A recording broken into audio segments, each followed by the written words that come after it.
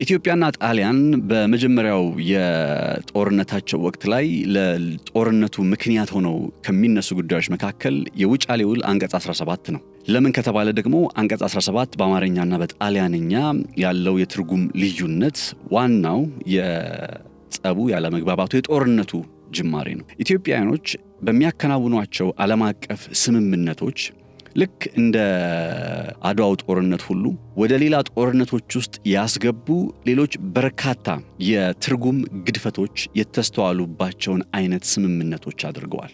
ልክ እንደ ጣሊያን ጋር ተከናውኖ እንደ ውጫሌ ውል አንቀጽ 17 አይነት ሊባል በሚችል መልኩ ኢትዮጵያ ከኤርትራ ጋር በአልጀርስ አከናውነው በነበረው ስምምነት ላይም እንዲሁ በተመሳሳይ የትርጉም መዛባት ነበር። ኢትዮጵያኖች ያሰቡት ሌላ፣ የአልጀርሱ ስምምነት የሚለው ሌላ። እንዴት የሚል ጥያቄ የሚነሳው እዚህ ጋር ነው። ዛሬ በዝርዝር በአፍሪካ ቀንድ የኢትዮጵያን የባህር በር ጥያቄ የተመለከተ ጉዳይን መነሻ አድርገን ወደ እናንተ እያደረስን በሚገኘው ጥንቅራችን ላይ በትኩረት የምንመለከተው የኢትዮጵያ የባህር በር ይገባኛል የሚል ጥያቄ ህጋዊነት አንድምታ ምን ይመስላል የሚለውን ነጥብ ነው። ይህንን የህጋዊነት አንድምታውን እየፈተሽን ስንቀጥል ነው ታዲያ አልጀርስ ላይም ለካ በአማርኛ ሌላ በእንግሊዘኛ ሌላ ያስባል አይነት ስምምነት እንደተፈረመ የሚያመላክት አይነት መረጃን ያገኘነውና ወደ እናንተ ይዘን ልንደርስም የቀረብ ነው። ሰላም ጤና ይስጥልን ክብራትና ክብራን የገበያ ሚዲያ ቤተሰቦች፣ ነጻነት ላቀው ነኝ በገበያ ሚዲያ። ለዚህ ቻናል አዲስ ከሆናችሁ ሰብስክራይብ ማድረጋችሁ አይረሳም፣ ላይክ እንዲሁም ኮሜንት መስጠታችሁም አይዘንጋ። ሀሳብ አስተያየቶቻችሁን በዝርዝር አክብሮታዊ በሆነ መንገድ እንድታስቀምጡልን በአክብሮት እየጠየኩኝ ወደ ዕለቱ የትንታኔ ዘገባ ይሻገራለሁኝ። በመሃል ለገሃር ሱቅ ወይንም የመኖሪያ ቤት እንዲኖረው ይፈልጋሉ? እንግዲያውስ ጊፍት ሪል ስቴት በሁሉም ሳይቶቻችን ታላቅ ቅናሽ ይዘውሎት መጥቷል። ከሳር ቤት ቢሉ፣ ከቦሌ ካሳንቺስ ቢሉ፣ ከፒያሳ ርቀት ላይ የሚገኝ በመሃል ለገሃር ለርሶ ዘመናዊ ሱቆችንና የመኖሪያ ቤቶችን ለሽያጭ ሲያቀርብ በታላቅ ደስታ ነው። ከባለ 1 እስከ ባለ 3 መኝታ ቤቶችና የተለያዩ የካሬ አማራጭ ያላቸው የንግድ ሱቆች አለው። ከዚህ በተጨማሪም ያሉን ሳይቶች በ22 ሲኤምሲ ተክለ ሃይማኖት፣ በቦሌ አትላስ እንዲሁም በሀያት ከ45 በመቶ የባንክ ብድር ጋር ይጠብቆታል። ታዲያ ምን ይጠብቃሉ? አሁኑኑ በ0981 70 30 63 ላይ ይደውሉ። ጊፍት ሪል ስቴት፣ ማህበረሰብን እንገነባለን። እንግዲህ ዛሬ የምንመለከተው ርዕሰ ጉዳይ ባለፉት 2 ቀናት በተወሰነ መልኩ እየነካካን የመጣነውን የኢትዮጵያ የባህር በር ጥያቄ ምን አይነት ታሪካዊ ሰበዞች አሉት፣ ምን አይነት ፖለቲካዊ፣ ምን አይነት ህጋዊ አይነት አንድምታዎች አሉት የሚሉትን ነጥቦች በመቃኘት ላይ እንገኛለን። በትላንትናው ዕለት በዋናነት ከታሪክ አንጻር ኢትዮጵያ አሰብን ጨምሮ የቀይ ባህር የነበራት አቅምና ቀይ ባህርን በተመለከተ ስታስተዳድር ስትገዛ የነበረበት ጊዜ ከአክሱማዊት ስልጣኔ ዘመን ጀምሮ ምን እንደሚመስል በዝርዝር ተመልክተናል። አንድ መታወቅ ያለበትን ነገር፣ ይሄ ቤዚክ ፋክት የሚል ነገር ግን በማንሳት የዛሬውን ጉዳይ መጀመር እፈልጋለሁ። ይሄው ጉዳይ ምንድነው? በአሁን ወቅት በዓለም አቀፉ ማህበረሰብ በደረሰበት እንግዲህ ያው ስምምነት መሰረት ማለት ነው የኤርትራና የኢትዮጵያ ድንበር ተብሎ ሲለይ አሰብ የሚባለው ክፍል በኤርትራ ውስጥ የሚገኝ ነው። የኤርትራ ሶቨሬን ግዛት ነው ወይም ሉዓላዊ ግዛቷ ነው የሚለው ነገር የሚካድ አይደለም። ስለዚህ በዚህ የሰው ሀገር ሉዓላዊ በሆነ ግዛት ላይ ኢትዮጵያ ጥያቄ አንስታ ልጠቅልል፣ በቃ የኔ ነው ማንም ምንም ሊያመጣ አይችልም ከሚል አንጻርም አይደለም በኢትዮጵያ ፖለቲከኞችም ዘንድ ነገሩ እየቀረበ እየተነሳ የሚገኘው። የታሪኩን ጉዳይ ስናነሳ የታሪካዊ ባለቤትነት ጉዳይ ምን እንደሚመስል ማንሳት ስለሚያስፈልግ በዝርዝር በኢትዮጵያ የተለያዩ ባለስልጣናትም ከጠቅላይ ሚኒስትር አብይ አህመድ ጀምሮ በእሳቸውና በሌሎችም እንግዲህ በርካታ ፖለቲከኞች፣ የውጭ ግንኙነት ፖሊሲ አርቃቂዎች ነገሩ እየተነሳ ነው። በሚነሱት ሐሳቦች በግልጽ ግን መረዳትና መታወቅ ያለበት ነገር ኢትዮጵያ የሆነ ወራሪ ሀገር ሆና የሆነን ሉዓላዊ ግዛት ገብታ ጠቅልዬ ወስዳለሁ እንዲያረጋለሁ ማለት አይደለም።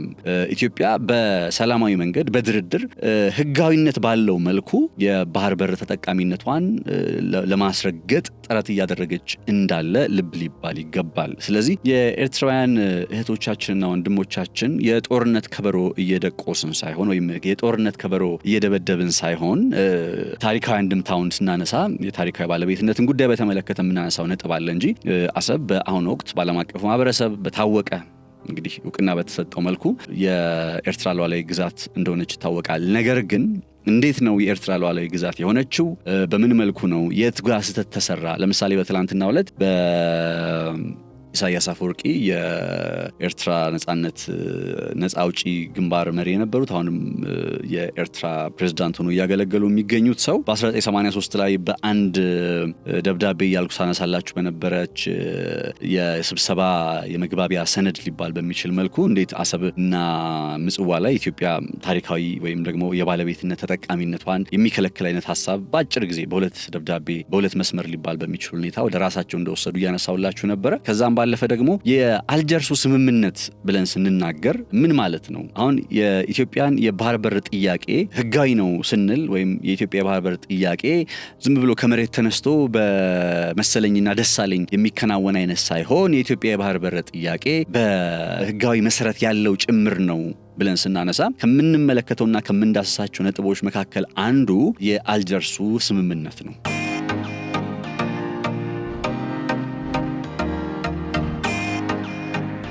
እንደምታውቁት ይህ የአልጀርስ ስምምነት የተፈረመው እንደ አውሮፓውያኑ አቆጣጠር በ2000 በእኛ ወደ 94 አካባቢ ማለት ነው። በ94 ዓመተ ምህረት በኢትዮጵያ በ2000 ላይ ወይ 93 እንደዛ አካባቢ 2000 ላይ ግን በፈረንጆቹ ይሄ የአልጀርስ ስምምነት ተፈርሟል። የአልጀርስ ስምምነት ቁልፍ 3 ፒላር ወይም ደግሞ ቁልፍ 3 ነጥቦች አሉት። አንደኛው ጦርነትን መቋጨት ነው። የ1992ቱ የኢትዮጵያና የኤርትራ ጦርነትን መቋጨት በቃ ጦርነቱን ማስቆም የሚለው ነጥብ ነው። ሁለተኛው ነጥብ ደግሞ የድንበርን ማካለልና ማዋሰን የሚሉት ሐሳቦች። ዲማርኬት ማለት ምንድነው? በመሬት ላይ የሁለቱን ሀገራት ድንበር ማስቀመጥ ከዚህ ወደዚህ የኢትዮጵያ ነው ከዚህ ወደዚህ የኤርትራ ነው ብሎ በመሬት ላይ የማስቀመጡ ሂደት በካርታ ላይ ባለው የድንበር ጉዳይ ላይ የመስማማት ሂደት ዲሊሚትና ዲማርኬት የማድረግ ሂደቶች ይባላሉ። በድንበር ላይ በሚነሱ እንግዲህ ድንበር ነክ በሆኑ ጉዳዮች ላይ የሚቀርቡ እንደ ጃርገን የሚቀርቡ ሐሳቦች ናቸው። ነገር ግን አንደኛው በወረቀት ላይ በካርታ ላይ ይቀመጣል ዲሊሚት የሚባለው። ዲማርኬት የሚባለው ደግሞ በመሬት ላይ የካርታው ላይ የተቀመጠው መስመር ምናባዊ መስመሩ አክቹዋል ሆኖ እንግዲህ ሲቀመጥ ማለት ነው።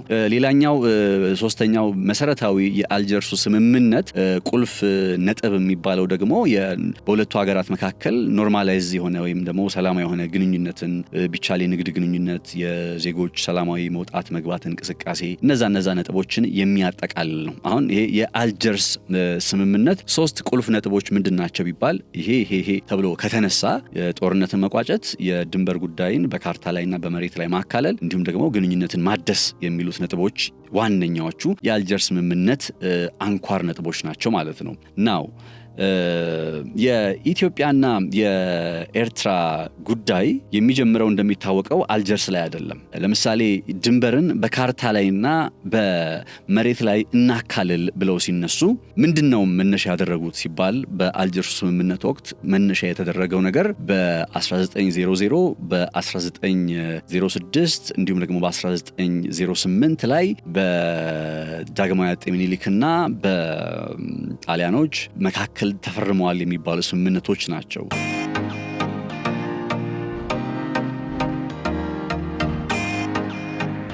በትላንትናው ጥንቅር ላይ በዚህ ስምምነት በተለይ የገብሩ አስራትን መጽሐፍ ምንጭ በማድረግ በእነዚህ ስምምነቶች ላይ የተቀመጠው ሐሳብ እንኳን ይተግበር ቢባል እንዴት ኢትዮጵያ ጥቅሟን ልታስከብር የምትችልበት ነጥቦች ታጣለች? በእነዛ ስምምነቶች ላይ ኢትዮጵያ ጥቅሟን ልታስከብር የምትችልበት መከራከሪያዎች ነበሩ የሚል ሐሳብን በማንሳት በዝርዝር ተመልክቼዋለሁኝ። የ1900 የ1906 እና የ1908 ስምምነትን። ነገር ግን ጥቂት የሚቀሩ ነጥቦች አሉ ብዬ አስቤያለሁኝ። በዋናነት የትኛው ነጥብ ላይ መሰላችሁ? አንደኛ የ1900 የ1906 እና የ1908 እነዚህ ሶስቱ በዳግማዊ አጤ ምኒልክ ዘመን የተከናወኑ ስምምነቶች ምንድን ነበረ የሚለው ሐሳብ አክቹዋሊ ድንበርን በማካለል ድንበርን በማዋሰን። ምክንያቱም የአልጀርሱ ስምምነት እነዚህን ስምምነቶች መነሻ ያደረገ ነው ከተባለ ይሄ ስምምነት እነዚህ ሶስቱ በዳግማዊ አጤ ምኒልክ ዘመን የተደረጉ ስምምነቶች ድንበር ሲያካልሉ እንግዲህ ከዚህ ወደዚህ የኤርትራ ከዚህ ወደዚህ የኢትዮጵያ ሲሉ የትኞቹን እንግዲህ መስመሮች ነው የተጠቀሙት የምናብ መስመሮች የተጠቀሙት የትኞቹን ነው ከዛስ ደግሞ አክቹአሊ በታሰበው መልኩ እነዛ የታሰቡት ምናባዊ መስመሮች በመሬት ላይ ተገኝተዋል ወይ የሚለውን ጥያቄ በጣም ማንሳት አለብን። ለዚህኛው ጉዳይ እንደ ሪፈረንስ የማደርገው ባህሩ ዘውዴን ነው። ስቴትስ ኤንድ ሶሳይቲ ኢን ኢትዮጵያ የሚል አንድ በጣም ወደው መጽሐፍ አላቸው። በዛ መጽሐፍ ላይ ፔፐሮቻቸውን ባህሩ ዘውዴ ያው የታሪክ ተመራማሪ ናቸው። እሳቸው የተለያዩ የሰሯቸውን ፔፐሮች አንድ ላይ አሰባስበው በመጽሐፉ ላይ አሳትመውት ነውና በዛቸው መጽሐፍ ላይ በዚህ በኢትዮ ኤርትራ የድንበር ነክ ጉዳይ ላይ ሩት ኮዙ የኢትዮጵያና የኤርትራ የድንበር ነክ ጦርነት ውስጥ ገብተን እንደነበረ የሚታወቅ የለ ሩት ኮዙ ምንድነው ስር መሰረቱ ምንድነው የሚለውን ሐሳብ በተመለከተ በእሳቸው በባህሩ ዘውዴ እንግዲህ የጥናትና ምርምር ፔፐር ላይ ጥናታዊ ጽሑፍ ላይ የቀረቡ ነጥቦች አሉና እነሱን ተወሰነ አጠር አድርጌ ላቅርብላችሁ።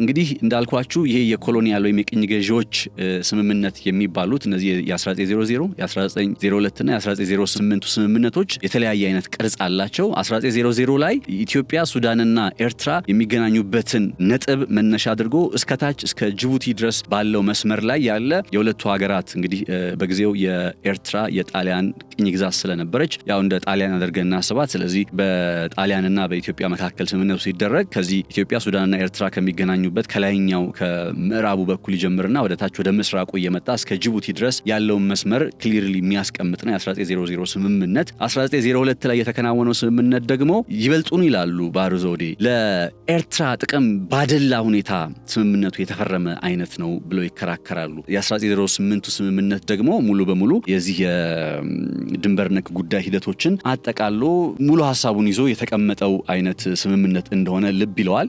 ስለዚህ በዚህ በምዕራብ በኩል መነሻ የሚሆኑት የተከዜ ወይም ሰቲት እየተባለ የሚጠራው ወንዝ አለ። ከዛ ባለፈ የመረብና የባላሳ ወንዞች አሉ። ከዛ ደግሞ ወረዲልና ሙና እየተባለ የሚጠራ ወንዝ አለ ይላል። እንግዲህ ስምምነቱ ላይ ነው 1900 1902 እና 1908 ላይ የነበረው ስምምነት ላይ መለያያ ነጥብ ተደርገው ከተቀመጡት ወንዞች መካከል አክቹሊ ሙሉ ስምምነቶቹ ወንዝን ነው እንደው እንደ ዋነኛ የድንበር መለያ አድርገው ለማስቀመጥ ጥረት ያደረጉት። በምዕራብ በኩል የተከዜ ወይም ሰቲት ወንዝ አለ። በመካከለኛው የኢትዮጵያና ኤርትራ ድንበር መዋሰኛ አካባቢ ላይ ደግሞ የመረብና የባላሳ እየተባሉ የሚጠሩ ወንዞች አሉ ይላል። ታች በምስራቅ በኩል ይሄ አሰብን ጨምሮ የፍሬንች ኮሎኒ በነበረች የፍሬንች ቅኝ ግዛት በነበረችው በጅቡቲ በኩል ያለው መስመር ደግሞ ሙና እየተባለ በሚጠራ ወንዝ አማካኝነትን እንደ መለያ ነጥብ ወይም ለምናባዊ መስመሩ መነሻ አድርገው አስቀምጧቸዋል ይላሉ። ታዲያ እንግዲህ ችግሮቹ የሚጀምሩት እዚህ ጋር ነው። በእነዚህ በሶስቱ ስምምነቶች ላይ የተቀመጡት ተከዜን እንኳን እናውቃለን። ለምሳሌ መረብ እየተባለ የሚጠራ ወንዝን በተመለከተ በተለይ በዋናነት ደግሞ ባልሳና ሙና እየተባሉ የሚጠሩ ወንዞችን በተመለከተ በምናብ ያለው መስመር ይሆናል የተባለው ቦታ አክቹአሊ ወይም በመሬት ላይ ደግሞ ሳይገኝ የቀረበት ወንዙ ጭምር አለ ያሉት ወንዝ እንዲያውም በአንድ አጋጣሚ ላይ እድለኛ ሆነው ይላሉ ባህሩ ዘውዴ እድለኛ ሆነው ከነሱ ከሚሉት ወንዝ ጋር ተቀራራቢ የሆነ ወንዝ ተገኘ እንጂ በስምምነቱ ላይ የተቀመጠው አይነት ወንዝ በአክቹአሊ መሬት ላይ አልነበረም እያሉ ይከራከራሉና በዚህ ሂደት ውስጥ እንግዲህ በ1908 ስምምነት ላይ ተጠቃሎ ከቀረበው ነጥብ በዋናነት አብሮ ሊነሳ የሚገባው ነጥብ ምንድነው? በተለይ በዚህ በምስራቁ በኩል በኢስተርን ሴክሽን በሚባለው በዚህ በጅቡቲ በዚህ አሰብ በሚለው እናያዘው በዚህ አቅጣጫ ላይ ባለው መስመር ላይ አሰብ ብሎ በግልጽ እንደዚህ ያስቀምጥም። ነገር ግን የሚለው ነገር ምንድነው? ከባህሩ ዳርቻ ከቀይ ባህር ዳርቻ 60 ኪሎ ሜትሮችን እንግዲህ አስቡት ከቀይ ባህር የባህር ዳርቻ 60 ኪሎ ሜትሮችን ርቆ የሚቀመጥ ይልና ከታች ከማዕከላዊው የኢትዮ ኤርትራ ድንበር አንስቶ እስከ ምስራቃዊው የኢትዮ ኤርትራ ድንበር ወይም ጅቡቲ እስካለችበት ስፍራ ድረስ ያለው እየተዘረጋ ይሄዳል የሚል አይነት ሐሳብ አንቀጽ አንድ ላይ ተቀምጧል ይላሉ ባህሩ ዘውዴና ለምን 60 ኪሎ ሜትር ሆነ? ከ60 ኪሎ ሜትሩ ከባህር ዳርቻ 60 ኪሎ ሜትር እስከ ድረስ ነው ሲባል ሙና የሚባለው ወንዝ ደግሞ እዛ አክቹአሊ በዛ በሚባለው 60 ኪሎ ሜትር ርቀት ላይ የሚገኝ ወንዝ አይደለም። ወይም ደግሞ ከነጭራሹኑ ሙና በሚል ስያሜ ሳይሆን ወንዙ ጭምር የሚታወቀው በሌላ ስያሜ ነው። በነገራችን ላይ በጊዜ ሂደት ውስጥ በቃ ያሉት እነዚህ ናቸው በሚል አቀራርበው ለመስራት ሞክረው ካልሆነ በቀር ማለት ነውና ስለዚህ በ1900 በ1902 እና በ1908 እየተባሉ የሚጠሩት እነዚህ እነዚህ ሶስቱ የአልጀርሱ ስምምነት መነሻ ናቸው የሚባሉት ስምምነቶች ከሚታይባቸው ክፍተት መካከል አንደኛው የተከዜና የመረብ ወንዞችን በተመለከተ ለምሳሌ በጣሊያንኛና በእንግሊዝኛ እንዲሁም በአማርኛ የተጻፉ የትርጓሜ ለውጦች አሉበት። በአማርኛ የተጻፈው ሌላ ነው፣ በእንግሊዝኛ የተጻፈው ሌላ ነው፣ በጣሊያንኛ የተጻፈው ሌላ ነው። ቅድም መግቢያ ላይ እንደነገርኳችሁ የአድዋ ጦርነትን ያስከተለው የውጫሌ ውል አንቀጽ 17 የትርጉም መዛባት ነው እያልኳችሁ አልነበረም? ልክ እንደዚህ ሁሉ ይሄኛውም የ1900 የ1902 እና የ1908 ስምምነቶች ኢቭን የተከዜና የመረብ ወንዞችን በተመለከተ ያስቀመጡት ሐሳብ በጣሊያንኛና በእንግሊዝኛ እንዲሁም በአማርኛ የተጻፉት ላይ የትርጉም ችግር አለባቸው።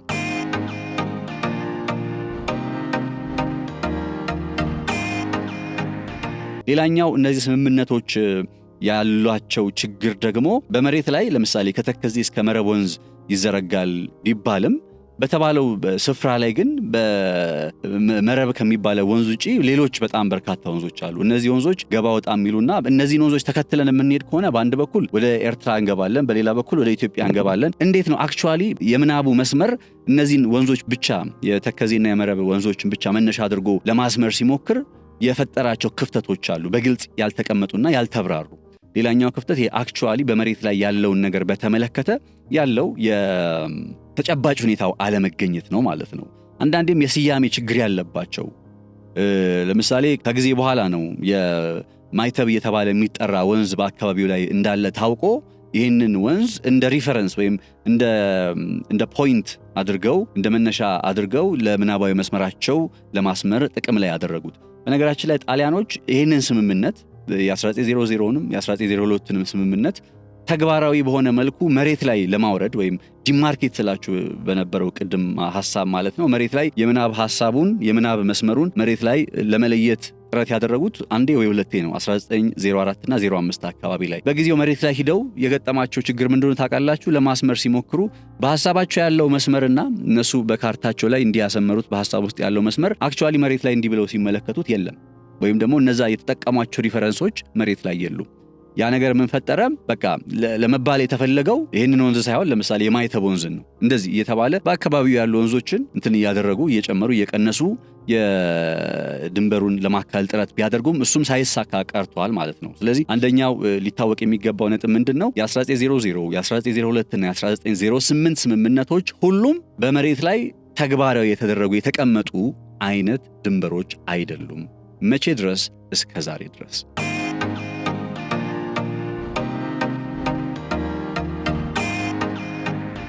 አሁንም ቀጥለናል። ክብራትና ክብራን ተከታታዮቻችን እያነሳን የምንገኘው የአልጀርሱ ስምምነት መነሻ ያደረገው የ1900 የ1902 እና የ1908 ስምምነቶች እንዴት ያለባቸው ችግር ምንድን ነው? መነሻ ሐሳባችን ፍሬማችን ምንድን ነው? የኢትዮጵያ ጥያቄ ህጋዊነት አለው ልላችሁ ነው። ወደ መደምደሚያ ላይ ሲሄድ ወደዛ ነጥብ ነው የምወስዳችሁ። ህጋዊነት አለው ሲባል ግን ህጋዊነቱን መረዳት የምንጀምረው እነዛ አሉ የሚባሉት መነሻ ናቸው የሚባሉት የአልጀርሱ ስምምነትን መነሻ ሆነዋል ተብለው የሚገለጹት ስምምነቶች በውስጣቸው ችግር አለባቸው፣ ፕራክቲካል አይደሉም፣ ዛሬም ድረስ ጭምር በመሬት ላይ ያልተቀመጡ ናቸው የሚለውን ሐሳብ እያነሳው ነው የሚገኘው። ጣሊያኖቹ የሚያከናውኗቸው የማሻሻያ ስራዎች በድንበር ጉዳዮቹ ላይ ጥረት ማድረጋቸው እንደቀጠለ ሆኖ በ1920ዎቹ ራስ ተፈሪ ወደ ስልጣን ከመጡ በኋላም ጭምር ይህንን ድንበር እናካልል በሚል በጣም በተደጋጋሚ ከጣሊያኖች ጋር ደብዳቤ ጽፈዋል፣ አሳውቀዋል። ግን ጣሊያኖቹ እንደሚታወቀው ያው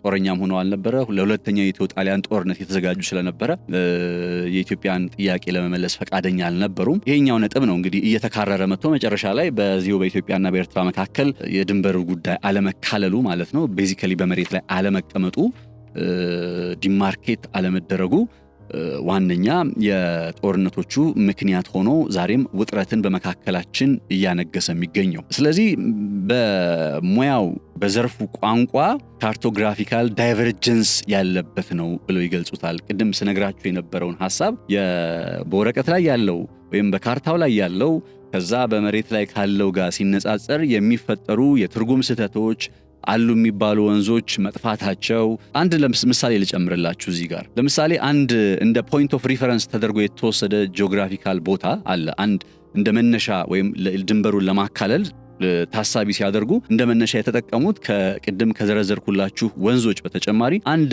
ተራራ አለ፣ አላታኩራ እየተባለ የሚጠራ አንድ ተራራ። እንግዲህ በ1902 ስምምነት ከተከዜና የማይተብ ወንዞች ከሚገናኙበት ስፍራ ወደ ምዕራብ የሚሰመረው መስመር በዚህ ተራራ ወደ ምስራቅ ክፍል የሚዘረጋ ነው ይላል። ይህንን ተራራ አጠቃላይ የኤርትራ ክፍል ነው የሚያደርገው። ነገር ግን በጣም የሚገርመው ነገር በዚህ በ1902 ስምምነት ላይ መነሻ ተደርጎ እንግዲህ የአልጀር ስምምነት ተከናውኗል ወይም ድንበሩ ተካሏል ካልን በሌላ ቋንቋ ምን እያልን መሰላችሁ? ይሄ አልታኩራ እየተባለ የሚጠራው ተራራ የኤርትራ ክፍል ይሆንና ከዛስ በተራራውና በድንበሩ መካከል ያለው ርቀት በግልጽ አይታወቅም። እንደ ስምምነቱ ሐሳብም ከሆነ ኩናማ የምንላቸው አሁን በትግራይ ክልል ውስጥ የሚገኙት ኢትዮጵያውያኖች እነሱ የኤርትራ አካል ናቸው ብሎ የሚያስቀምጥ ነው። ማን? የ1902 ስምምነት። ስለዚህ ችግር አለበት ስንል ከነዚህ አንጻር በመነሳት ነው። በተግባር አሁን ኩናማዎች ኢትዮጵያ ውስጥ ናቸው ያሉት። የኢሮብ ህዝቦችም ጉዳይ እንደዚሁ አብሮ የሚነሳ ነው። በስምምነቱ ላይ ኢሮቦችንም ጭምር በተወሰነ መልኩ የኤርትራ አካል ውስጥ ለማስገባት ጥረት ተደርጓል። ግን ስቲል ፕራክቲካሊ ኩናማዎችም ኢሮቦችም ኢትዮጵያ ውስጥ ነው ያሉት፣ የኢትዮጵያ ድንበር ውስጥ ነው የሚጠቃለሉት። እና የ1902 ወይም የ1908 ስምምነት መነሻ ነው ከተባለ የኩናማና የኢሮብ ሰዎች እንዴት ኢትዮጵያ ውስጥ ይመጣሉ? ገብቷችኋል? ስምምነቱ ላይ ያለው ችግር ፕራክቲካል አይደለም፣ ወደ መሬት ላይ አልመጣም። ቅድም ጃርገን እንዳይሆን እንግዲህ ማለት ጃርገን ማለት ያው በአንድ ሙያ ውስጥ ያሉ ያልተለመዱ ቃላት እንዳይሆኑ እንጂ ካርቶግራፊካል ዳይቨርጀንስ ያልኳችሁ ይሄ ነው። በምናብ በካርታ ላይ ያለው ሐሳብ ወደ መሬት ላይ ሲወርድ የተፈጠሩ ግርታዎችና ብዥታዎች ማለት ነው።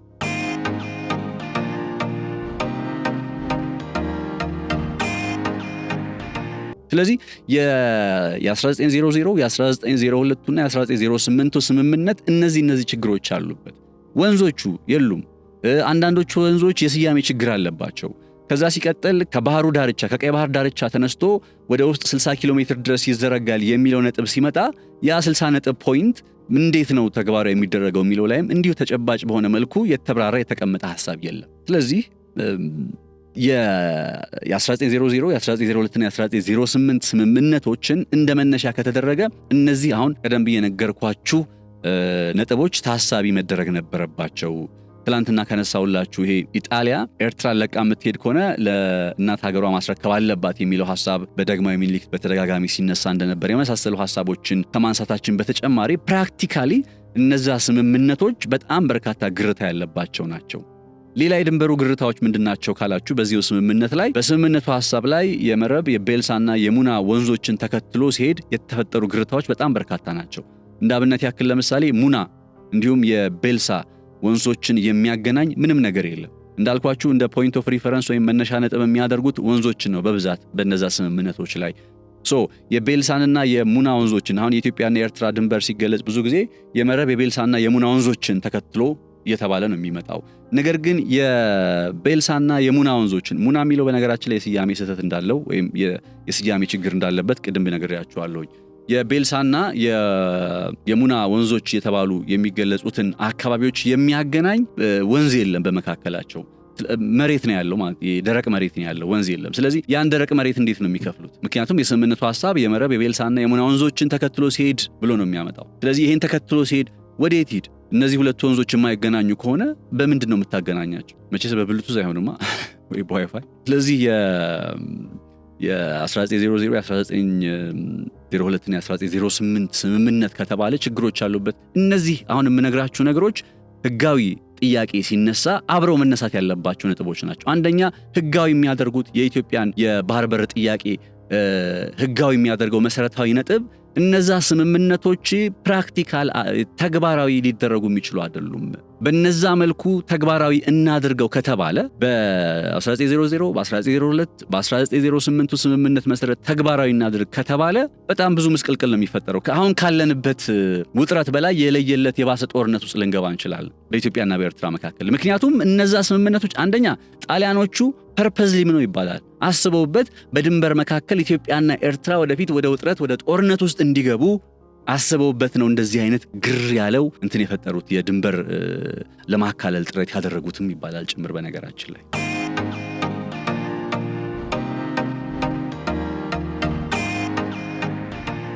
የኢትዮጵያና የኤርትራ ጉዳይ መፈታት ካለበት መፈታት የሚችለው በራሳቸው በሁለቱ ሀገራት ስለሆነ እነዚህ ሁለቱ ሀገራት በሰጥቶ መቀበል መርህ መነጋገር የሚችሉ ከሆነ ችግሮችን መፍታት ይችላሉ። አለበለዚያ የኮሎኒያል ጊዜ የተፈረመ ስምምነት ተግባራዊ ይደረግ ከተባለ በሌላ ቋንቋ ኩናማዎችን ኢትዮጵያ ውስጥ ያሉትን በቃ ቀለል አድርጌ ስነግራችሁ እነ ኩናማ እነ ኢሮብን ድጋሜ ጭምር እነ ባድመንማ ተዋቸው ድጋሜ ወደ ኤርትራ ክልል ውስጥ የሚያጠቃልል ኤርትራም እንዲሁ በተመሳሳይ የምታጣቸው በርካታ አካባቢዎች ያሉበትን ጭምር የሚያመጣ ነው። ከድንበሩ 60 ኪሎ ሜትር ላይ ተብሎ የተቀመጠው ነገር በክሊርሊ ከባህር ዳርቻው 60 ኪሎ ሜትር ላይ ተብሎ የተቀመጠውም ነገር እንዲሁ ግልጽ ስላልሆነ እሱም ለኢንተርፕሪቴሽን ወይም ለትርጓሜ ክፍት ነው። እንደዚህ አይነት ሁኔታ ላይ ሆነን ታዲያ እንግዲህ እንዴት ነው ሁለቱ ሀገራት ችግሮቻችንን በጋራ መፍታት የምንችለው ካላሉ በቀር አስፈሪ ያደርገዋል ማለት ነው። የዚህን ቀጠና መጻኢ ጊዜ በኢትዮጵያና በኤርትራ መካከል ያለውን መጻኢ ጊዜ አስፈሪ ከሚያደርጉ ነጥቦች ውስጥ አንዱ ራሱ ስምምነቱና የስምምነቱ አተገባበር። እንግዲህ ይህ ስምምነት እኮ ለአልጀርሱ ስምምነት መነሻ ሆኗል የሚባለው ስምምነት። ስለዚህ የአልጀርሱ ስምምነት ይህንን መነሻ አድርጓል ካለን ይሄ መነሻ የሆነው የ1900 የ1902 እና የ1908 ስምምነት አሁን የዘረዘርኩላችሁን አይነት በርካታ ችግሮች አሉበት። ጠለቅ ብላችሁ ስለ ጉዳይ ለመመልከት ያንን የባሩ ዘውዴን ስቴት ሶሳይቲ ኢን ኢትዮጵያ የሚል አይነት አንድ መጽሐፍ አላቸው። እሱን እንድታነቡት ሪኮመንድ አደርጋችኋለሁ። ይሄ ሁሉ ጥረት ከተደረገ በኋላ በዲማርኬት ለማድረግ ወይም በመሬት ላይ ይህን ነገር ለማስቀመጥ ጥረት ተደርጎ እንግዲህ 1904 ላይ ጥረት ተደርጓል። ከዛ በኋላ ግን እንዲህ በተጨባጭ ምንም አይነት ጥረት አልተደረገም። እንዴት ነው ዲማርኬት የሚደረግ? ድንበር የማካለል ሂደቶች አሉት። አንደኛው ሂደት በጉዳዩ ላይ የምናብ መስመሮችን ማስመር ነው፣ ዲሊሚት ማድረግ የሚባለው ማለት ነው። በካርታው ላይ ከዚህ ወደዚህ ከዚህ ወደዛ እየተባለ አሁን ቅድም ስናነሳቸው የነበሩ የምናብ ወንዞችን የምናብ ተራራዎችን እየታሰቡ የሐሳብ መስመሩ ይቀመጣል። ይሄ የሐሳብ መስመር ከተቀመጠ በኋላ ቀጣዩ ሂደት ዲማርኬት ማድረግ ነው። ዲማርኬት ማድረግ መሬት ላይ ሄዶ ማካለል ማለት ነው። ችካል እየተከሉ ከዚህ ወደዛ እኔ ከዚህ ወደዛ አንተ መባባል። በኢትዮጵያና በኤርትራ ድንበር ይህ አልተከናወነም። ከመቼ ጀምሮ? ኤርትራ ከመፈጠሯ በፊት በነበረ ጣሊያን ኤርትራን ቅኝ ገዝታ በነበረበት ጊዜ ከዛም በኋላ ኤርትራ እንደ ሀገር ነፃ ከወጣችም በኋላ ጭምር ዲማርኬት ወይም በመሬት ላይ ችካል አስቀምጦ ድንበሩን የመለየቱ ስራ አልተከናወነም። ስለዚህ ይሄኛው ሌላው ሊታወቅና ሊነሳ የሚገባው ነጥብ እንደሆነ ከዚህም አንጻር እንደ ኢትዮጵያ ጥያቄዎቿን ህጋዊ ለማድረግ በምታደርገው ጥረት ውስጥ አብረው እንደ ሰበዝ ሊቀመጡ የሚችሉ ይመስለኛል። ለምን ከተባለ አንደኛ የድንበሩ አለመካለል ጉዳይ፣ ሁለተኛ ይካለል ቢባል እንኳን በዚህኛው አካሄድ ስንሄድ እነዚህ ክፍተቶች አሉ ብሎ ድጋሜ ጥያቄውን ለማንሳት በር የሚከፍቱ በጣም በርካታ ጥያቄዎችን ሊያስነሱ የሚችሉ ሐሳቦች በ1900 በ1902 እና በ1908 የስምምነት ወቅት ላይ በደንብ ይስተዋላል ማለት ነው። በመሃል ለገሃር ሱቅ ወይንም የመኖሪያ ቤት እንዲኖረው ይፈልጋሉ? እንግዲያውስ ጊፍት ሪል ስቴት በሁሉም ሳይቶቻችን ታላቅ ቅናሽ ይዘውሎት መጥቷል። ከሳር ቤት ቢሉ፣ ከቦሌ ካሳንቺስ ቢሉ፣ ከፒያሳ ርቀት ላይ የሚገኝ በመሃል ለገሃር ለርሶ ዘመናዊ ሱቆችንና የመኖሪያ ቤቶችን ለሽያጭ ሲያቀርብ በታላቅ ደስታ ነው። ከባለ 1 እስከ ባለ 3 መኝታ ቤቶችና የተለያዩ የካሬ አማራጭ ያላቸው የንግድ ሱቆች ያለው። ከዚህ በተጨማሪም ያሉን ሳይቶች በ22 ሲኤምሲ ተክለ ሃይማኖት፣ በቦሌ አትላስ እንዲሁም በሀያት ከ45 በመቶ የባንክ ብድር ጋር ይጠብቆታል። ታዲያ ምን ይጠብቃሉ? አሁኑኑ በ0981 70 30 63 ላይ ይደውሉ። ጊፍት ሪል ስቴት ማህበረሰብን እንገነባለን። ቀጣዩ ትኩረት የምናደርገው ነጥብ የአልጀርሱ ስምምነት ነው። አሁን ወደ ህጋዊነቱ በደንብ እየመጣን ነው። ቀደም ባለው የ1900ዎቹን ስምምነቶች ክፍተት በግልጽ በማሳየት ሞክሬያለሁኝ። ይሄንን ክፍተት ያለበትን ስምምነቶች መነሻ ያደረገው አልጀር ስምምነት ላይ እንምጣ። ስለ አልጀር ስምምነት መግቢያ ላይ እንዳልኳችሁ 3 ዓላማዎች አሉት። ጦርነትን ማቆም በኢትዮጵያና በኤርትራ መካከል፣ ከዛ ዲሊሚት እና ዲማርኬት ለድንበር ጉዳይ እንግዲህ ያው ድንበሩን በሐሳብ ማስመርና ከዛ ችካል አስቀምጦ ደግሞ በመሬት ላይ ማስቀመጥ የሚል ሐሳብ አለው። ሶስተኛው ግንኙነትን ማደስ ወይም ኖርማላይዝ ማድረግ የሚሉት ነጥቦች አሉ። አሁን የአልጀር ስምምነትን ኢትዮጵያ ተቀብላለች ወይስ አልተቀበለችም? የመጀመሪያው ጥያቄ። አሁን ግርት አለ። እንግዲህ ዛሬ ደፈር ብዬ እናገራለሁ። ግርት አለ። አልጀርስን በተመለከተ በጣም ግርት አለ። እንዲያውም ባለፈው አንድ እንትን እየሰማው ነበር፣ አንድ ትንታኔና የአልጀር ስምምነት ውድቅ ሆኖ ነበር። ከዛ ጠቅላይ ሚኒስትር አብይ አህመድ ናቸው እንትን ያደረጉት ተግባራዊ ያደረጉት ሳውዲ አረቢያ ሄደው ከኢሳያስ ጋር ስምምነት ሲፈራረሙ የወደቀውን የአልጀርስ ስምምነት ወደቀበት አነሱት ከተጣለበት አነሱት የሚል አይነት ሐሳብ ያለው ትንታኔን እየተከታተልኩ ነበርና ይሄ እንትን ነው የአልጀርስ ስምምነትን ተጠያቂነት ከአንደኛው ወገን አንስቶ ወደ ሌላኛው ወገን የማምጣት አካሄድ አም ሶሪ ይሄንን ሰዎች ካመኑ ግን ልክ አይደለም።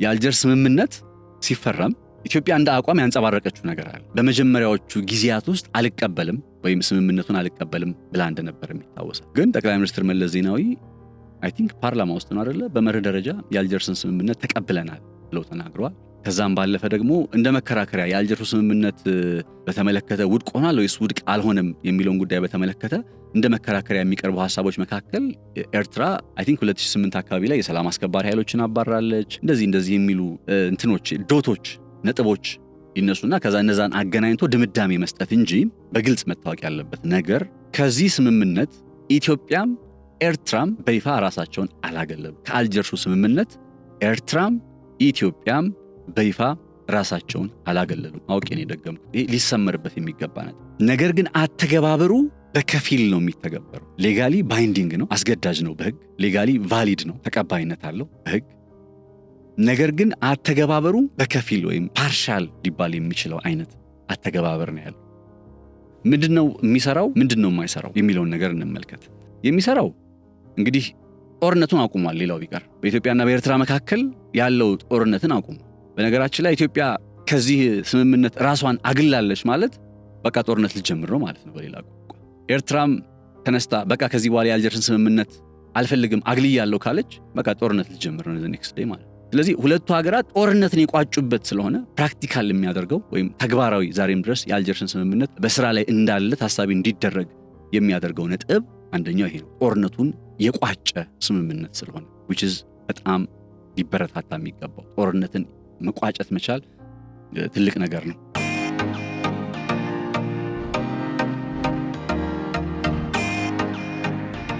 ከዛ ሌላኛው ነገር የድንበር ኮሚሽን መስርቷል። በአልጀርስ ስምምነት ውስጥ የድንበር ኮሚሽን ተመስርቷል።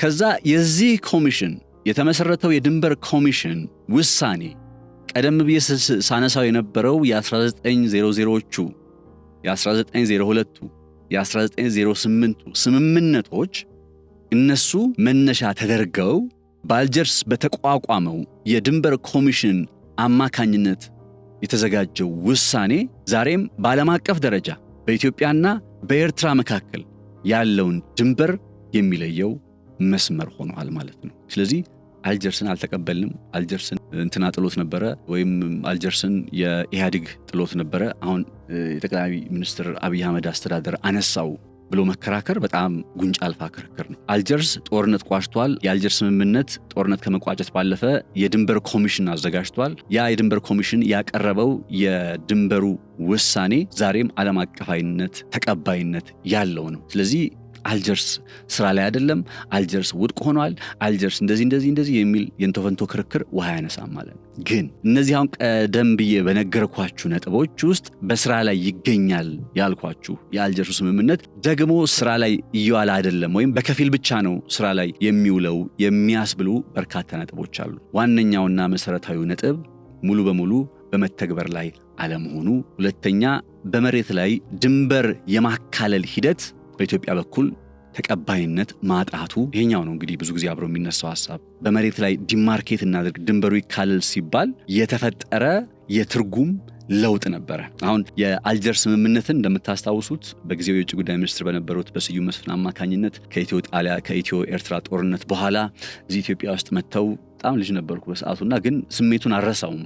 በጊዜው የነበረውን ስሜት ጋዜጣዊ መግለጫዎቹ ሲሰጡ ስዩም መስፍን ነፍሳቸውን ይማርና ከጋዜጠኞች ጋር የነበራቸው ቆይታ እነዛ ነገሮች ከተጠናቀቁ በኋላ በጣም የሚያሳዝንና ልክ በውጫሌ ውል ላይ እንዳየነው አይነት የትርጉም ለውጥም በአልጀርስ ስምምነት ወቅት ተከስቷል ያስባለ አንድ ጉዳይ ላንሳላችሁ እዚህ ጋር ነገሩን ግልጽ ለማድረግ ያክል። ማርቲን ፕላውት ይባላል። አንደርስታንዲንግ ኤርትራ የሚል መጽሐፍ አለው። ጥሩ መጽሐፍ ነው። በግርድፍ ወደ አማርኛ ላምጣውና የማርቲን ፕላውት አንደርስታንዲንግ ኤርትራ የሚለው መጽሐፍ ላይ የአልጀርስ ስምምነት በዲሴምበር 2000 ከተፈረመ በኋላና ጦርነቱን በይፋ ከቆመ በኋላ ሁለቱም በየወገናቸው የሰጡት መግለጫ አለ። ስምምነቱ ከተፈረመ በኋላ ፕሬዝዳንት ኢሳያስ እንዲህ ሲሉ ነው ተስፋቸውን የገለጹት። የግጭቶች ዑደትና ጥላቻ ሊዘጋ ይችላል።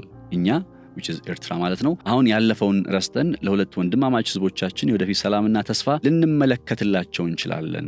ፕሬዝዳንት ኢሳያስ ይህንን ሲሉ ጠቅላይ ሚኒስትር መለስ ዜናዊ ግን ምን አሉ? የቀናነት አዝማሚያም አላሳዩም። ጠቅላይ ሚኒስትር መለስ ዜናዊ ግን የቀናነት አዝማሚያ ሳያሳዩ የሰላም ስምምነቱ በራሱ ከኤርትራ ጋር መደበኛ ግንኙነት እንደማያመጣ ነበር የተናገሩት። የመንግስት ለውጥም ጭምር እንደሚያስፈልግ መለስ ዜናዊ በጊዜው ያስጠንቀው ነበር።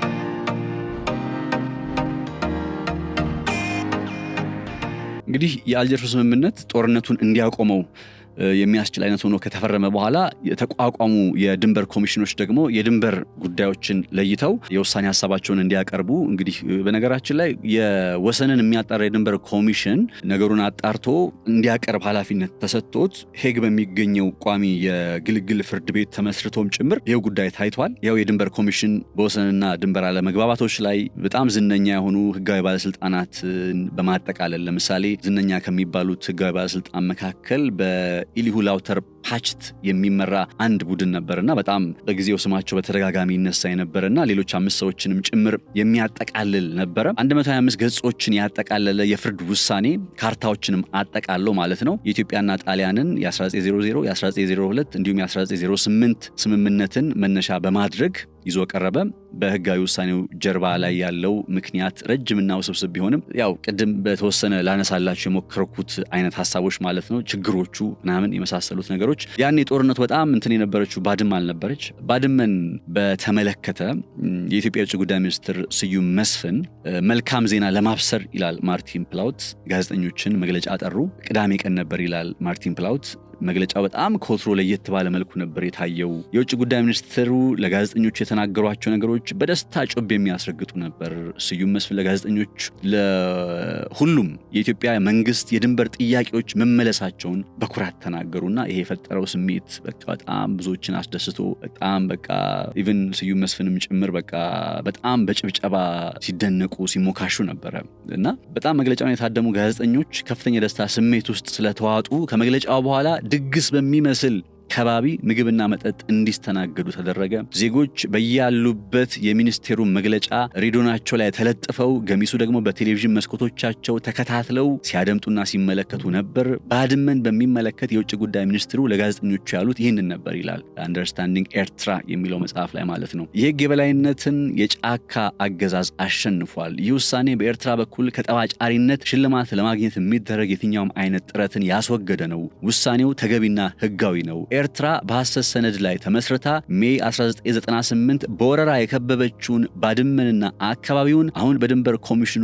ውሳኔ የኢትዮጵያ እንዲሆን ተወስኗል። ባድመን በተመለከተ ባድመ የኢትዮጵያ ሆናለች ሲሉ ነበር የተናገሩት። ይሄ በቃ ከላይ እንግዲህ ማርቲን ፕላውትም ሊገልጸው ሞክሯል። በጣም ብዙዎችን ኢትዮጵያውያኖችን አስፈነደቀ። ከዛ ግን ኤርትራ ወዲያውኑ ዜናውን አጣጣለችው። በኢትዮጵያ መንግስት የተሰጠው መግለጫ ትዕቢት የተሞላበትም አድርጋ ጭምር ሳለች የኤርትራ ህዝብ አሸናፊ ነው፣ ስዩም መስፍን የሚናገሩት ነገር ሐሰት ነው አለች። ከዛ ኢትዮጵያኖች ግርታ ውስጥ ገቡ። ማን ነው ትክክል? ስዩም መስፍን ነው ትክክል ወይስ ኢሳያስ አፈወርቂ ነው ትክክል?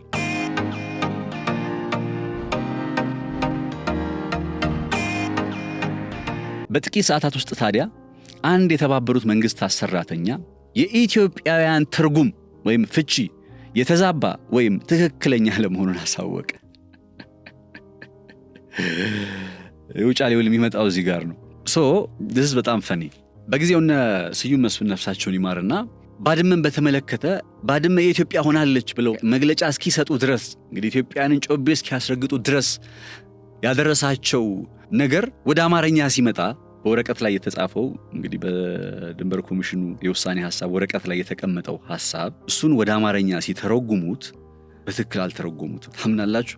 እና በትክክል ስላልተረጎሙት አንድ የተባበሩት መንግስታት ድርጅት ሰራተኛ ይላል የኢትዮጵያውያን ትርጉም ወይም ፍቺ የተዛባ ወይም ትክክለኛ ለመሆኑን አሳወቀ። የተባበሩት መንግስታት ድርጅት በድንበር አጣሪ ኮሚሽን አስተባባሪነትና ድጋፍ ካርታዎችን ሲያማክር ባድመ ኤርትራ ውስጥ መገኘቷ ግልጽ መሆኑ ተረዳ። ዋው! የሚገርም ነገር ነው አይደል?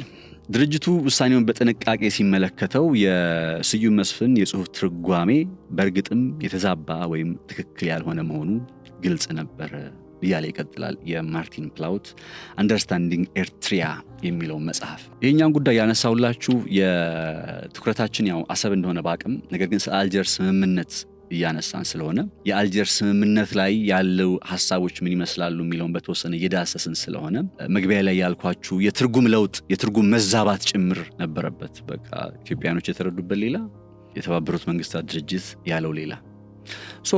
ከነዚህ አንጻር ነው እንግዲህ በመሬት ላይ ተግባራዊ ለማድረግ ያልተቻለው የድንበር ኮሚሽን ውሳኔው። ምን ማለት ነው? ኢትዮጵያ እስቲል ጥያቄ ማንሳት ትችላለች። እስቲል የድንበር ጉዳይን በተመለከተ ጥያቄ ማንሳት ትችላለች። አልተቋጨም። የአልጀርስ ስምምነት አልቋጨም። ኢትዮጵያኖች ጦርነቱን በማቆም ረገድ ተስማምተዋል። የድንበር ኮሚሽኑ ሲመሰረትም አብረው ነበሩ። የድንበር ኮሚሽኑ ውሳኔዎችም ቀርበዋል። ነገር ግን እንዲያውም ከቀናት በኋላ ይሄ የስዩም መስፍን መግለጫ ከመጣ በኋላ ኢትዮጵያ ጥያቄዋን አቅርባለች። ዲማርኬሽን ወይም ችካል ቸክሎ መሬት ላይ ድንበር ማዋሰን የማይታሰብ እንደሆነ በተደጋጋሚ ያሳውቃለች። እንዴን በመሬት ላይ ድንበር የማካለሉ ስራ ዛሬም ድረስ አልተከናወነም። ስለዚህ የአልጀርስ ስምምነት አንዱ ክፍተት የትርጉም መዛባት ነበረበት የሚለውን ነገር እንድትይዙልኝ ስለፈለኩ ነው።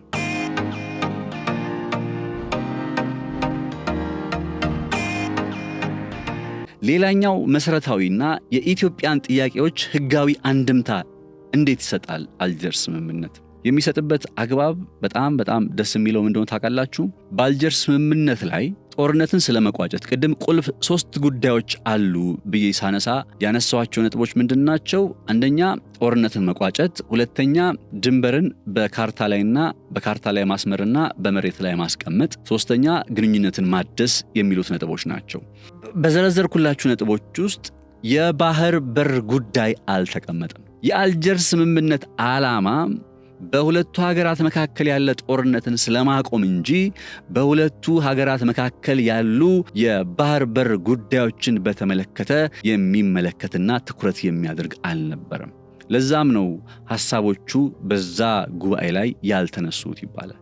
እርግጥ ነው የድንበር ጉዳይ ማካለል ሲባል ባይ ዲፎልት ሊታወቅ የሚገባው ነገር የአሰብ ጉዳይስ ምን መሆን አለበት የሚለው ጥያቄ መነሳት ነበረበት ትላንት እንዳልኳችሁ። ነገር ግን በጣም ፖለቲካዊ ስለሆነ የወደብ ጉዳይ በጊዜውም በጣም ጥድፊያቸው የዚህ ጦርነቱን ማቆም የሚለው ነጥብ ስለነበረ ረስተውታል ኦር አልተመለከቱትም። ይህ ማለት ምን ማለት ነው? ታሳቢ የሚደረግ ነገር ነበረ። ይሄ ጦርነት ከቆመ በኋላ ሌላ ከኤርትራ ጋር የሚደረግ ድርድር፣ ምክክር፣ ኔጎሺዬሽን ይኖራል ተብሎ ይጠበቅ ነበረ። ምንም በተመለከተ የኢትዮጵያን የባህር በር ጥያቄ በተመለከተ ኢትዮጵያ አሰብንም በሉት ምጽዋንም በሉት ከኤርትራ ጋር በነበራት እንግዲህ ኤርትራ ከመገንጠሏ በፊት የነበረችው ኢትዮጵያና ኤርትራ ከተገነጠለች በኋላ ባለችው ኢትዮጵያ ያለው ለውጥ በግልጽ ስለሚታወቅ የድንበር ጉዳይን በተመለከተ ሐሳቦች ሲቀርቡ እሺ የኢትዮጵያ የባህር በር ጥያቄ ጉዳይስ ተብሎ ብቻውን የራሱ ድርድር የሚፈልግ አይነት ስምምነት ወይም ውይይት ወይም ምክክር ሙግት ያስፈልግ ነበር፣ ይጠበቅም ነበር። በነገራችን ላይ የአልጀርሱ ስምምነት በድጋሜ ተከታታይ የሆኑ የባህር በር ጥያቄዎችን የተመለከቱ ጉዳዮች እንደሚመጡ ታሳቢ የተደረገበት እንጂ በቃ የኢትዮጵያ የባህር በር ጉዳይ ያለቀና የደቀቀ ነው ብሎ ይዘጋ አይደለም። ያ በመሆኑ ልክ አልጀርስ በኋላም ሌላ ታሪክ ውስጥ በመግባታችን ኢትዮጵያና ኤርትራ በመሆኑ ሙሉ በሙሉ የኢትዮጵያ የባህር በርና የወደብ ጉዳይ ጥያቄው ሲዘጋ ኢትዮጵያ መናጣች ስንል ህጋዊ ዋስትናን ተከልክላለች። ህጋዊ ዋስትና ማለት በዓለም አቀፉ ማህበረሰብ በነገራችን ላይ በዓለም አቀፉ ማህበረሰብ ዘንድ ሀገራት በሁለት ድንጋጌዎች የባህር በር ማግኘት ይችላሉ። አሁን መለየት ያለብን ነጥብ ወይም ቃላትን የወደብ ባለቤትነት አንድ ነገር ነው፣ የባህር በር ተደራሽነት ሌላ ነገር ነው። ያወራው ያለሁት ስለ ባህር በር ተደራሽነት ነው። የወደብ ባለቤትነት ሌላ ሂደት ነው። የባህር በር ተደራሽነትን በተመለከተ ግን በተባበሩት መንግስታት ድርጅት ውስጥ UNCLOS የሚባል አንድ ኮንቬንሽን አለ። በዛ ኮንቬንሽን አንቀጽ 125 መሰረት ሀገራት መብታቸው ነው የባህር በር አይደለም እንደ ኢትዮጵያ ለባህር በዚህ ደረጃ ቅርብ የሆነ ሀገር ቀርቶ ዓለም ላይ የሆኑ ካርታዎች ስትመለከቱ በቃ ታስቦና ታቅዶ 50 ሜትር በምትመስል ቀዳዳ ውስጥ እንዴት ሀገራት የባህር በር እንዳገኙ በጣም እኮ ነው የሚገርም። መብታቸው ስለሆነ የተባበሩት መንግስታት ድንጋጌ ስለሆነ አንደኛው ነገር ሀገራት ማግኘት ይችላሉ፣ መጠየቅ ይችላሉ። ዓለም አቀፍ ሕግ ይደግፋቸዋል፣ የባህር በርን ጥያቄ ማለት ነው። ሁለተኛው ደግሞ በ1965 የተደነገገ የትራንዚት ትሬድ ኮንቬንሽን የሚባላል። ትራንዚት ትሬድ ኮንቬንሽንም እንዲሁ በተመሳሳይ ዓለም አቀፋዊ ሕግ ነው። ኢትዮጵያ እንደ ሰበዝ ከመዘዘች፣ እንደ ጥያቄ ካነሳች ሕጋዊነትን ለማስያዝ በምታደርገው ጥረት ውስጥ ልትጠቀምባቸው ከምትችላቸው ዓለም አቀፋዊ መርህና ድንጋጌዎች መካከል ናቸው የሚቀመጡት። የመንግስታቱ ድርጅት UNCLOS አንቀጽ 125 እና የ1965ቱ የትራንዚት ትሬድ ኮንቬንሽን። ስለዚህ በእነዚህ መንገዶች ኢትዮጵያ የባህር በር ጥያቄ ወይም አክሰስ ቱ ዘ ሲ የምንለውን ነገር ተደራሽ ማድረግ እንደምትችል ታሳቢ ሊደረግ ይገባል። የአልጀርሱ ስምምነት ኢትዮጵያን ከዚህ የሚገድባት አይደለም። የባህር በርን በተመለከተ በዝምታ ከታለፈ መብቷ ከሆነ ደግሞ ኢትዮጵያ የባህር በር መጠየቅ ዜን ህጋዊ ነው የኢትዮጵያ ጥያቄ ስንል አንደኛ የምናነሳው ይሄኛው ነጥብ ነው። ህጋዊ ከሚያደርገው ጥያቄያችንን የታሪክ ባለቤትነት ባይኖረን በቃ ትላንት ስናነሳቸው የነበሩ የሉም ብለን ብናስብ በዚህ በ1900ዎቹ ስምምነቶች እነዛ ከዳግማዊ አጤ ምኒልክ ጋር ተከናውኗል የሚባሉ ስምምነቶች ሙሉ በሙሉ በቃ ገደል ውስጥ የከተቱን ቢሆን ኖሮ እንደዚህ ቢሆን ስቲል ግን በዓለም አቀፉ ድንጋጌ መሰረት የኢትዮጵያ የባህር በር መጠየቅና እሱንም ተግባራዊ ማድረግ የምትችልበት ሁኔታዎች በጣም በርካቶች ናቸው ማለት ነው።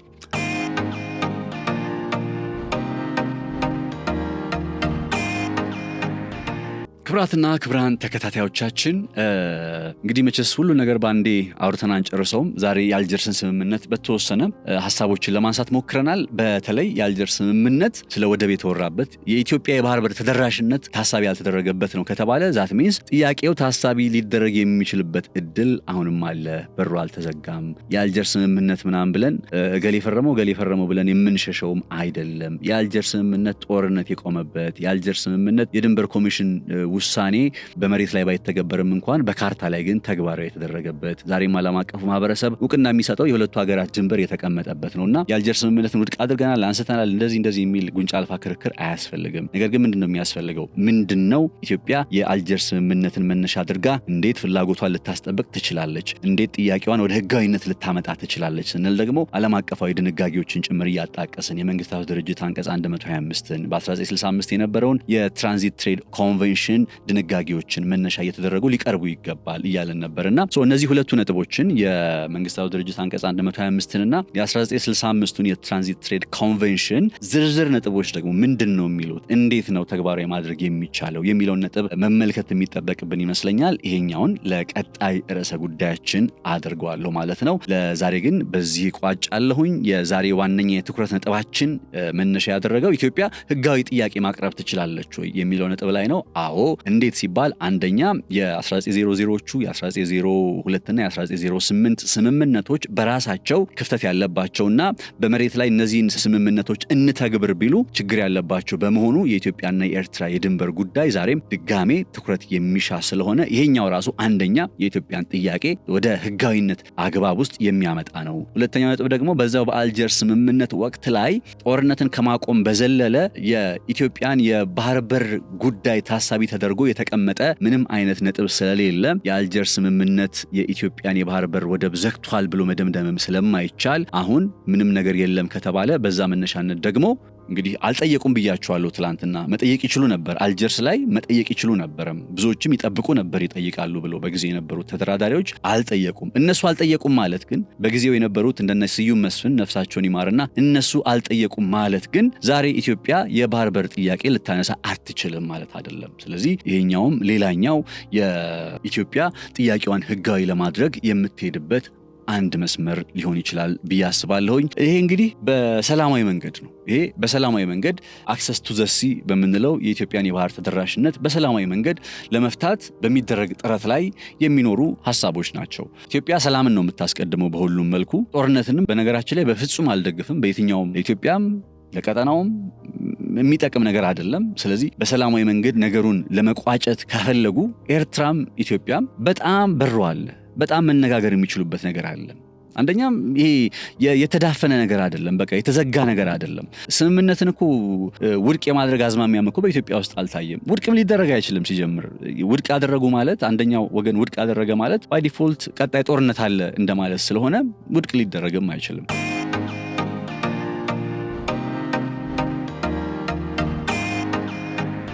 ሌላኛው ነገር ከኢትዮጵያ በኩል የሚጠበቀው እነዚህ ህጋዊ አንድምታዎችን ከመዳሰስና ህጋዊ አንድምታዎችን ከመመልከት ባለፈ ከኢትዮጵያ በኩል የሚጠበቀው ነገር ዓለም አቀፋዊ አጋርነትና ትብብርን መሻት ነው። አሁን በነገራችን ላይ ትላንትና ዜና ሰምታችሁ ከሆነ አላውቅም፣ በኢትዮጵያና በአሜሪካ መካከል ወደ $1.2 ቢሊዮን የሚጠጋ የጤና ዘርፍ አጋርነት ተፈርመዋልና እንግዲህ እነዚህ ሀገራት ከ2-3 ዓመታት በፊት በምን አይነት ሚና እንደነበራቸው ዛሬ ላይ እንዴት አቋማቸው የተለወጠ እንደመጣ የመሳሰሉት ነገሮች ይታወቃሉ። እንደዚህ አይነት በጣም ከባድ ጥያቄ ስናነሳ እንዲያውም ኢሳያስ አፈወርቂ የአልጀርስ ስምምነትን ችግር አለበት ብለው ሲናገሩ በጣም በተደጋጋሚ የሚናገሩት ምንድነው አሜሪካዎቹ ለኢትዮጵያ ያዳላሉ ነው የሚሉት።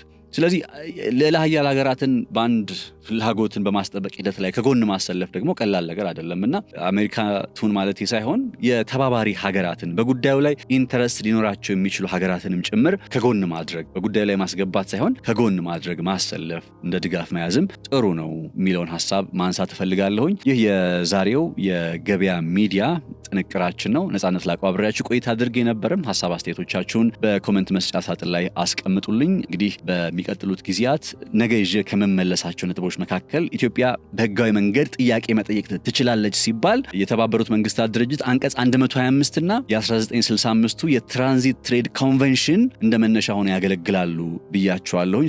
እነዚህ ኮንቬንሽኖች ምንድን ናቸው? እንዴት ኢትዮጵያን ጥቅም ልታስከብርበት ትችላለች የሚሉትን ነጥቦች በተመለከተ የምንመለከትና ምንዳስስ ይሆናል። ወቅታዊ ጉዳዮችንም ማከል እንጀምራለን። አሁን ከዚህ በኋላ ድህረ ታሪኩን ባክግራውንዱን በደንብ አንደርስታንድ ካደረግነው ወቅታዊ ነገሩን እየጨመርንበት ስንመጣ የበለጠ ነገሩ እየተብራራልን ይሄዳል ማለት ነውና በተከታታይ እንግዲህ ወደ እናንተ መረጃዎችን ማቅረቤን እቀጥላለሁኝ። ሐሳብ አስተያየቶቻችሁ እንዲሁ በኮሜንት መስጫው ላይ ያስቀምጡልን። አብራችሁን ስለነበራችሁ ልባዊ ምስጋናችን በያላችሁበት ይድረስ። ከገበያ ሚዲያ መልካም ጊዜ፣ መልካም ቆይታ።